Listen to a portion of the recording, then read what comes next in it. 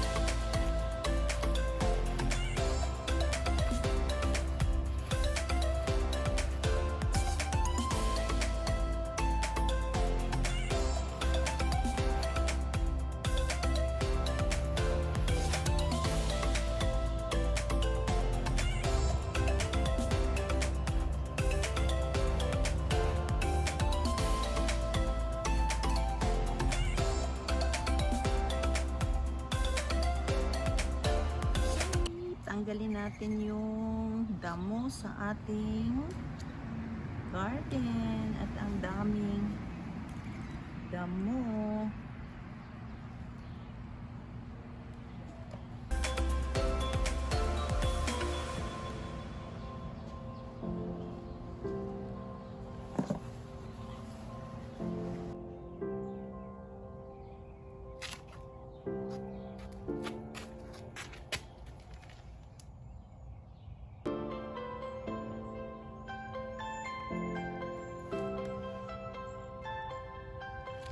Oh, ayan na guys. Natapos ko nang linisin. Malinis na. Kitang-kita na yung mga pitsay. Tanggal na yung lahat na damo.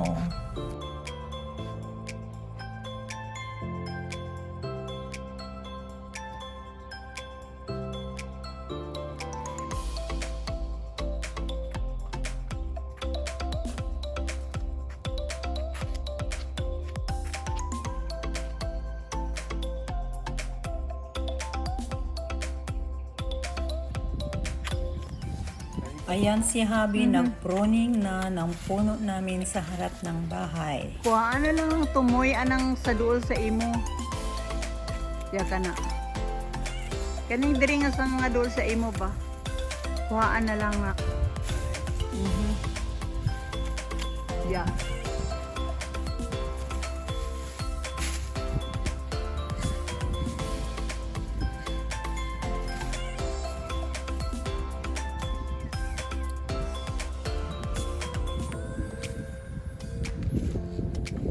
Tanawa og naa ka na diri kung okay na sa imo ha. Kung makanaog ka.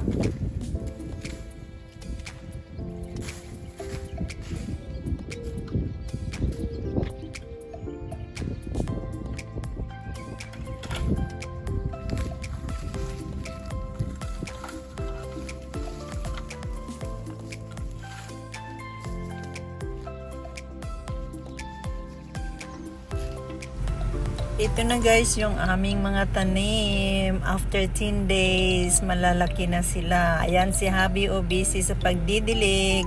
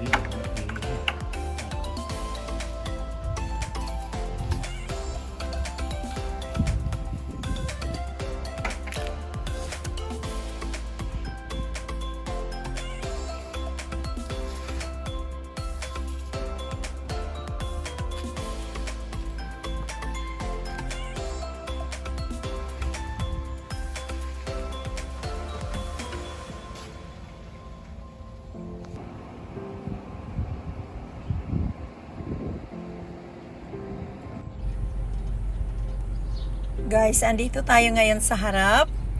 Ito yung aming mga pananim. Nasa pots lang sila. Napakasimple this year. Spring 2026. Tingnan ninyo guys. Comment down below kung anong masasabi ninyo. Si Habi naman ito, busy sa pagmomo ng aming front yard.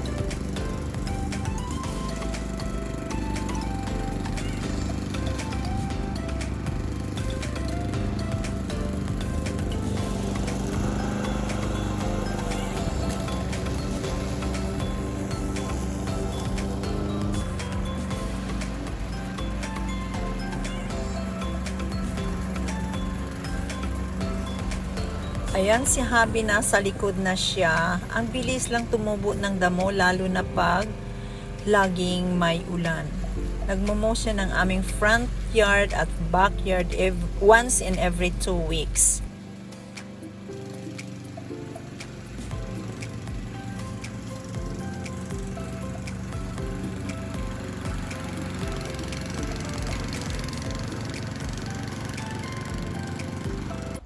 Guys, magha-harvest tayo ng ating pichay ngayon. I-harvest lang natin yung mga malalaki. Ayan, tingnan niyo.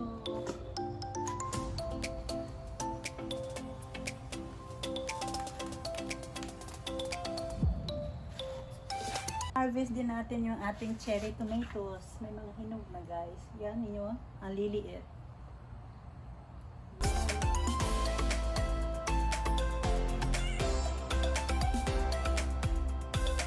So may nakuha akong 5 piraso guys. Tingnan nyo, fresh na fresh.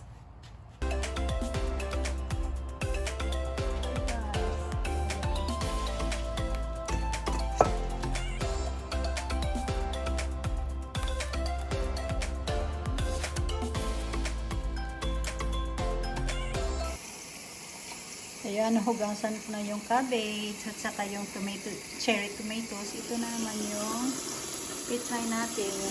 Hugasan ko na rin.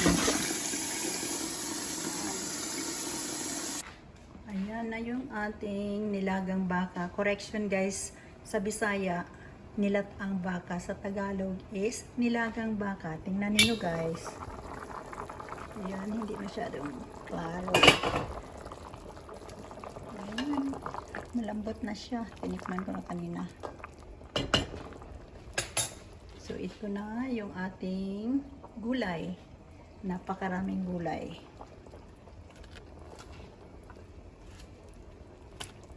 Saka may sili na rin. Sabay-sabay na silang lahat. Ayan.